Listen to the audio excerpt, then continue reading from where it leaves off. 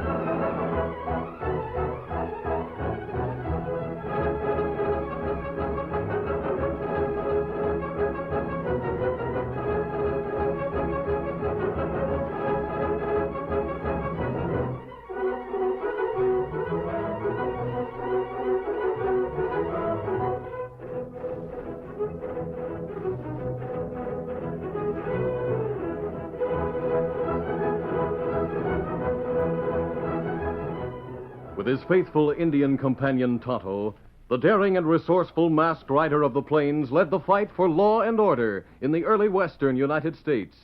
Nowhere in the pages of history can one find a greater champion of justice. Return with us now to those thrilling days of yesteryear. From out of the past come the thundering hoofbeats of the great horse Silver. The Lone Ranger rides again. Come on, Silver! Let's go, big fellow! Hi-yo, Silver! Hi!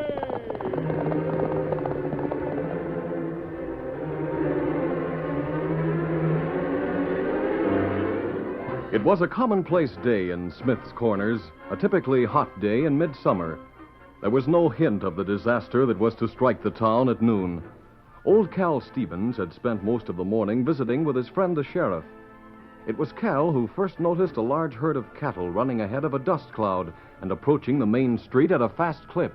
Hey, Sheriff, look at all that livestock coming this way. And fast. Come on, Cal, let's get out on the porch. I've posted notices telling ranchers not to drive their stock through town. Dad ratted, I'm going to find out who owns those longhorns. Sheriff, look at them lead critters. That's the Bar J cattle. Jim Blake's. I thought he had lost his cattle to rustlers. He did. Say, they're stampeding the cattle. Stop that shooting, you blame fool! Sheriff, they're stampeding into purpose. Have a couple of shots! The rampaging longhorns filled the main street of Smith's Corners, goaded to a frenzy of fear by hard-riding men whose guns filled the air with flying lead, driving everyone to cover. Stampede, get to cover! Stampede! Look out!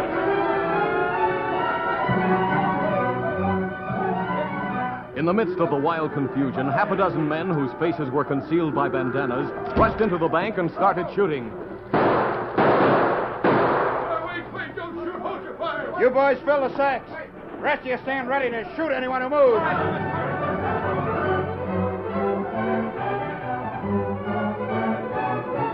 While one group of outlaws looted the bank, 4 other desperados charged into the express office conducted by Ma Healy. What's this mean? If this is a robbery, Oh, It is. you... All right, boys, grab that Wells Fargo cash and make it fast.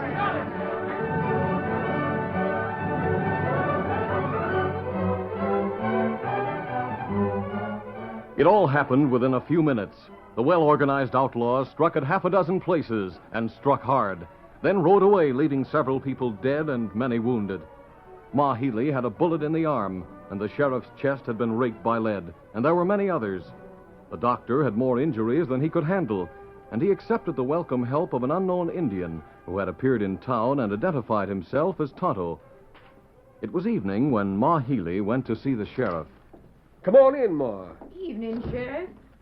Oh, hello, Cal. You still here? I'm back again, Ma. sort of talking things over with the sheriff. Ma, how's your wound? Oh, it's nothing. Did you bandage it yourself? Yep. Well, that won't do. Come over here, Tonto.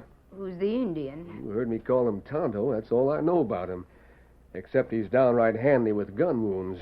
Me look at wound on arm. Oh, you're the one I heard about. Doc said you'd been a big help to him today. Ah. Never mind my arm. I'm all right. Sheriff, what are you going to do about that Brogan outfit? No use trying to make a case against Clint Brogan. He's too strong. Say that again, Sheriff. I can't believe I heard you right. It's the truth, Ma. Brogan has organized an outlaw army. He's brought men from half a dozen states and has a stronghold in the Badlands. It's a regular fort. That's right. He's up at the top of a hill in the Badlands, surrounded by 20-foot rocks. He's got guards posted all along the trail, so no one can get near his place. Why, with a dozen men, he could stand off an army. So Brogan's going to sit there laughing at us, and we can't do a thing about it. Fine, how do you do? Yes, I know it, Ma, but with every man in town, I wouldn't have enough to tackle Brogan's gang. I hate to say it, but Clint Brogan is bigger than the law. Who's that? Oh, that was Tonto, the Indian who was here. He just left. Left sudden, and he sure started out fast. There was a prison ranch a few miles from the town, but it was unlike most prisons. The inmates were not vicious men, nor were they criminals in the generally accepted sense of the word. Their crime had been desertion from the army. Warden Turnbull and the Lone Ranger were friends of long standing. They had been talking in the warden's home for several hours. It was nearly midnight when the masked man rose from his chair. I think I'd better return to camp. You're worried about Tonto? Well, I haven't seen him for over a week. If you didn't reach the camp, I must try to find out why. Well, do whatever you think best. I hate to see you leave. If you could stay until tomorrow, I could show you some more of the boys who are inmates of this place. Well, I've seen enough to realize that most of them are sorry for what they did. Oh, they deserve another chance. They proved that by the way they behaved when we had a fire. They could easily have overpowered the guards and escaped, but instead they stayed and helped fight the fire. Yes, I heard about that. Furthermore, I don't blame these boys for deserting. Their commandant was a colonel named Smith, an insufferable officer who treated his men like mangy curs. He stripped them of all self-respect and dignity. Is Smith still in the service? No, he was dishonorably discharged for conduct unbecoming an officer. I don't say these boys in prison did right in deserting, but, well, confound it, I think I'd have done the same thing. I'm going to try to get the powers in Washington to act in their behalf. I think... What is it? I thought I heard a horse. Yes, you did. That's Tonto's horse, and Silver knows it. Well, there he comes. Good. He's riding mighty hard. I wonder what delayed him. Oscar, Hofara. Tonto! Me plenty late, Kimosabi. Me sorry. Tonto, you remember Warden Turnbull? How? Hello, Tonto. Glad to see you. Me come through Smith Corners on way to camp. There plenty trouble. In Smith's Corners? Big band of outlaws come from hills and Badlands. Clint Brogan's gang. You know 'em? Everyone around here knows about the Brogan gang. Well, Brogan gang start stampede through town, then start gunplay. In clipped Rob short banks, sentences, rob Tonto told about his day in town, the attack of the Brogan gang, and the helplessness of Sheriff Parmalee. The Lone Ranger found it hard to believe that any band of outlaws could so completely overwhelm the law. Tonto, do you mean to tell me that the sheriff admitted Clint Brogan is bigger than the law? That's right. And he speaks the truth. Can't he muster every man in town, every man in the county if necessary, to attack that stronghold and wipe out Brogan's gang? No. If you knew the nature of Brogan's stronghold, you wouldn't ask that question. He has guards all along the trail from the valley to the top of the mountain. His men could fire from behind the protecting rocks and stand off any number of men. Why not hit Brogan when he's out of his stronghold? He comes out only when he's sure of a successful raid. I see. Now that you can stay the night, let's get back to the discussion about my charges here at the ranch. I think I'll leave just as I'd planned to do. But Tonto's here now. You don't have to look for him. Yes, I know. You said you'd stay. Well, that was before I'd heard about the Brogan gang. Now, look, my friend, there's nothing you nor anyone else can do about the Brogan gang. Sheriff Parmalee's a good man, and he's no fool. He knows enough to admit defeat where Brogan is concerned. I guess the sheriff knows more than I do, Warden. Huh? Come on, Tonto. Let's get to camp and make some plans. Me come. You mean you don't know enough to admit defeat by the Brogan gang? Not yet, Warden. The lessons are costly. Now, please come back here. Don't be foolhardy. We'll meet again. Doggone it. If that masked man is killed by the Brogan gang, it'll be... If he moves against them, he certainly will be.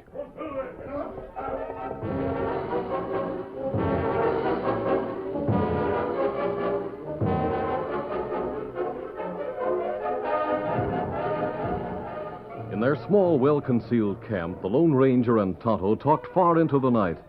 They discussed and rejected many plans for bringing the Badland outlaws and their ruthless leader to justice. There was just one plan that held any hope of success, and Tonto frowned on this because of the risk involved. This more dangerous than anything you ever do, Kimasabi. Yes, I know that, Tonto. There's plenty good chance you die. Not unless something goes wrong. Well, there's plenty good chance for something to go wrong. But it's worth any risk, Tonto.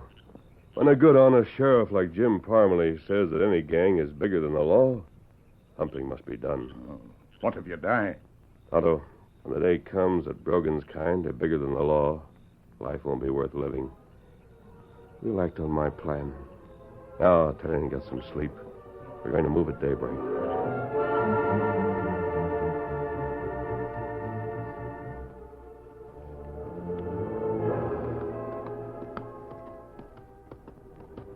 The Lone Ranger left his camp at daybreak and rode out across the boulder-studded Badlands.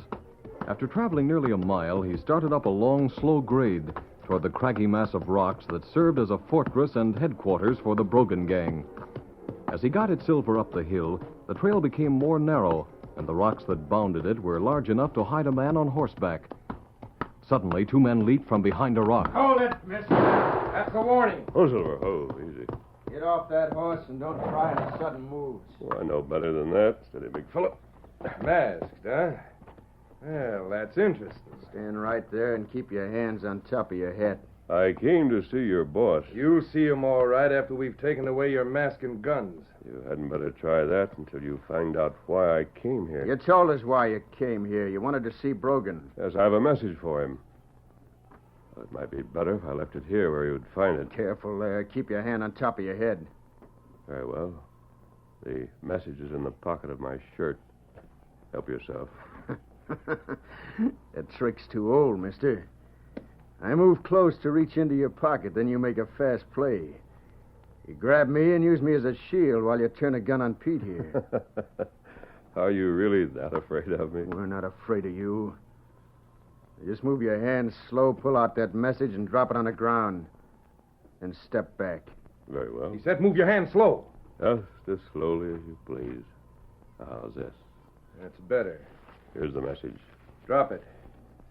Now move back a couple of paces. Keep 'em covered, Pete. I'll see what that note says. I'm covering them. He's doggone sure of himself. I think many of your gang must have worn masks at one time or another. Isn't that right? Well, of all... What is it? Listen to this. It's addressed to Brogan. Oh, read it. This is to let you know that you're not bigger than the law. Some of your men are already in jail at Smith's Corners. You'll get a fair trial before they hang. The same justice is to be meted out to every one of your gang. Yourself included. Why, Who's in jail? No one just yet. But two men will be by the time Brogan reads that letter. Oh, is that so? Huh? Well, maybe you'd favor us with a little information before we march you up the hill to Brogan so as you can deliver the message in person, I'll be glad to supply any information you want. Which of the boys do you figure will be in Sheriff Parmalee's jail? You two? What? You mean me and Pete? Yes. That's big talk for a man that's staring down the barrels of 245s. I wonder what Brogan will have to say about that. We'll know soon enough. Start walking, mister. Ahead of us. Right up the trail. And move fast or we'll shoot your heels off and carry you.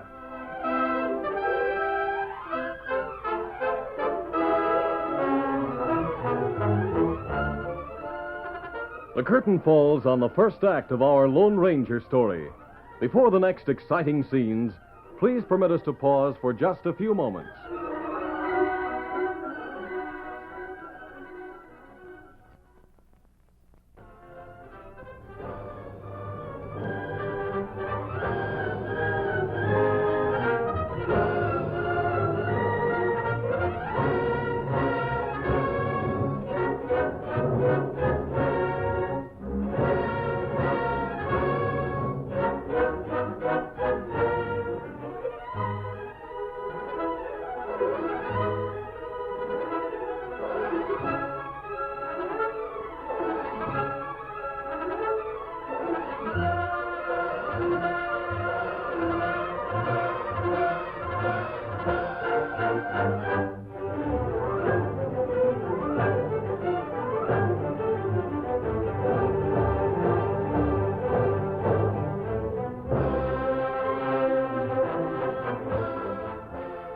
to continue our story.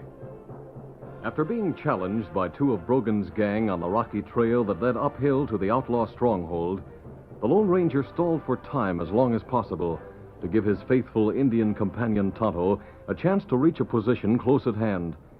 Tonto had moved on foot and had made no more noise than a shadow. He had used all his Indian cunning and had taken advantage of every sheltering rock. He could hear the outlaws, and he knew that matters had neared a showdown. All right, get going, mister. You heard what Pete said. You got a message for Brogan, you're going to deliver it in person. But my horse... We'll bring your horse. You go ahead on foot. But I can't do that. My thunder, I never saw the like of you. Why can't you do it? I told you I planned to put you two in jail in Smith's Corners. Now, I have to do that, or the message to Brogan will be untrue. If I go up the hill to your boss, it will be practically impossible to jail you. You're not jailing anybody. Now, for the last time, get going. For the last time? No. Brogan told us not to shoot except as a last resort. Well, this is it. Oh! Someone back there. That's right. Why are you... When Tonto fired from behind the rock, his bullet smashed against the gun of the outlaw who was about to shoot the Lone Ranger. The other man turned. It was the move the Lone Ranger was waiting for. He leaped ahead and shot his fist out hard. Pete saw his friend staggering from the impact of the masked man's blow. Though Pete's right hand was limp, his left brought a second gun into play. Now get you. Not today. No! Me here, Kemosabe. No more shooting, Tonto. We want these men alive. Take that one. You won't get me. There's another one for you. No! And another. No, wait, listen. Not so brave now, are you? No! Oh, that fix him. Horses are behind that rock. Tie them and get them on board. Got to get away from here before the rest of the gang comes to see about the shooting. He's heavy. Here's a rope for this one. No, don't. Haven't you had enough? Oh. Here. Your horses, This Kemosabe. will hold you two for the time being. Now, Pete, I'll keep my promise and take you and your pal to jail.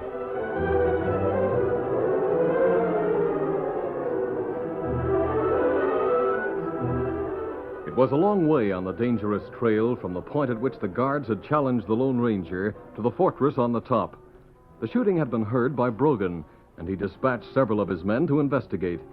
They returned with a message in the Lone Ranger's handwriting. Jake and Pete were gone, boss, and so are their horses. Gone where? Maybe that message will tell you. We found it on the trail. The ground all around was scuffed like there'd been a fight. Why, you have all the downright cussed nerve. You read this, Loomis? Yeah. Two of my boys in jail in Smith's Corners. That's the law's answer to that raid we made yesterday. That raid was nothing compared to what's coming next. If they think they can threaten me and get away with it, they better think again. We gotta get those two out of jail. We'll get them out. And after that, there won't be no jail standing in Smith's Corners. Call the boys together for a meeting right away.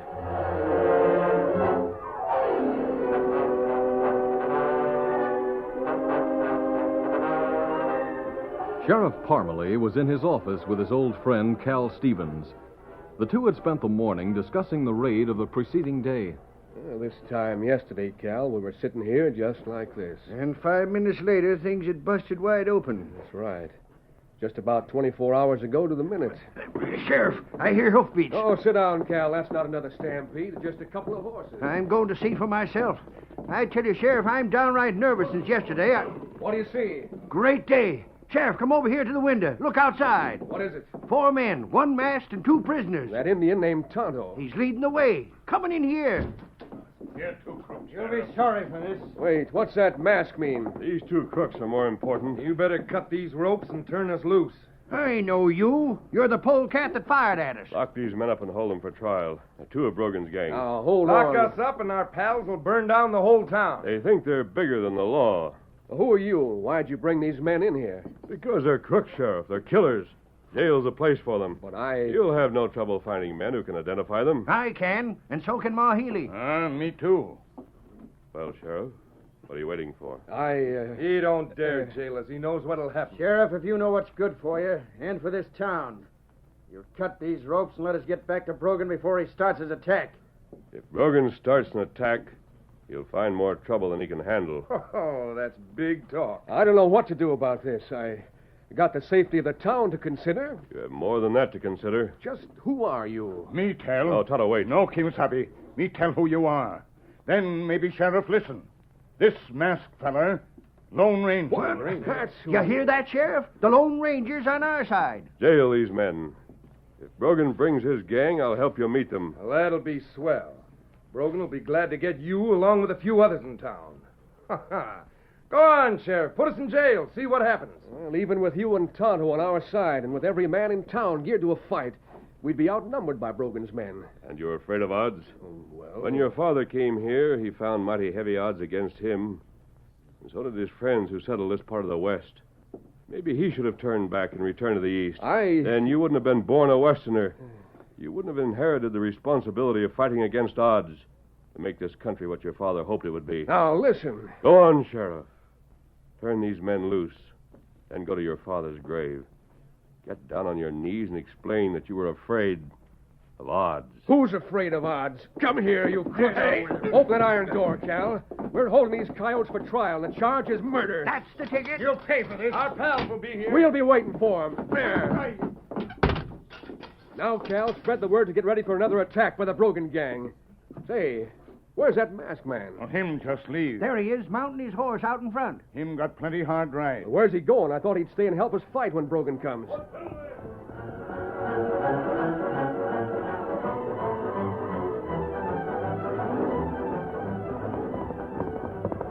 The Lone Ranger rode at breakneck speed across the plains to the prison ranch and the warden who was his friend. The warden came from the house as the masked man drew his mighty stallion to a halt. Ho, Silver, ho, ho. I saw you coming. You were riding hard. Easy, big fella. Yes, and I must talk fast. Yesterday you told me that none of the men in your charge were hardened criminals. Desertion from the Army was their only crime. For that, they've all served more than a year. The war is over. Well, I think these men have been punished enough. They should be starting farms and ranches of their own. They should be building homes and developing the West instead of wasting their lives. That's why I wanted your help in securing pardons from Washington. Warden, how far would you trust your prisoners? All the way. You said they were sorry for their desertion. They are. Then let them prove it. How? Give them another chance to fight. What? Brogan's gang is going to attack Smith's Corners again. Turn the prisoners loose to fight that gang. On their word of honor to return here if they survive. I don't know about that. The authorities give you a lot of leeway. They've let you run this prison ranch as you've thought best. They have a lot of confidence in your good judgment. But releasing the prisoners from custody... Brogan must be shown that there's law and order in the West, that he is not bigger than this country. This is a chance for those boys who ran out on the Army to fight again for their country. Get them together, talk to them, see what they say. The Lone Ranger talked rapidly and convincingly. Then the warden called the prisoners together and spoke with a masked man at his side. It'll be dangerous work, boys. You may go or not as you choose. We can equip you with horses, and I think there are enough firearms to go around. I'm going to give you guns and horses. But remember this. Every man who goes and survives is on his honor to return. You mean to say our word of honor has some meaning? Of course it has. That's why this masked man wants you with him. Your leader will be the Lone Ranger. Hey! Help me in! I'm going. Give me a chance. Let's get the horses. Come on, boys. Follow me. We'll break out the rifles.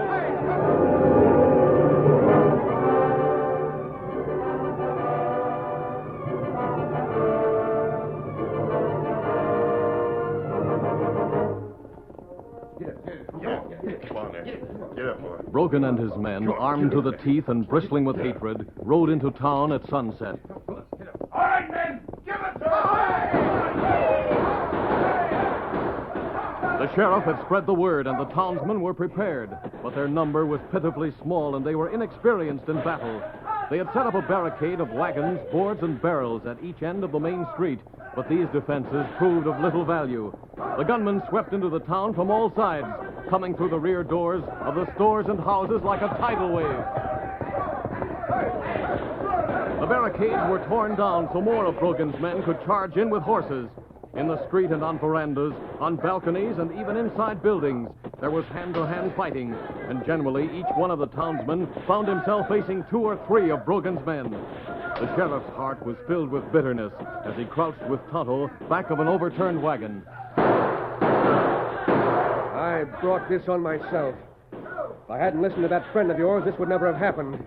Keep gun going, Sheriff. I'm not letting her get cold, dad-ratted crooks. It's a case of get as many of them as we can before they get us, which they'll do sooner or later. That masked man let us down, that's what he did. He said he'd stay with us and fight. Not that it would help us much. Yeah, there's another. Sheriff, you look that way. Huh? Here come masked man. Sure enough, a lot of men are riding with him. It's a bugle. Tonto! Tonto, those are soldiers!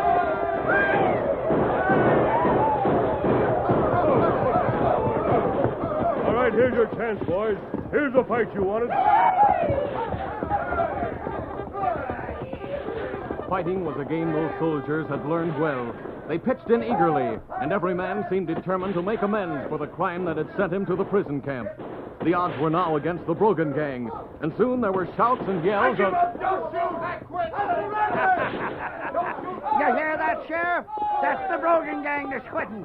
We showed them, by thunder! We showed them how to handle outlaws!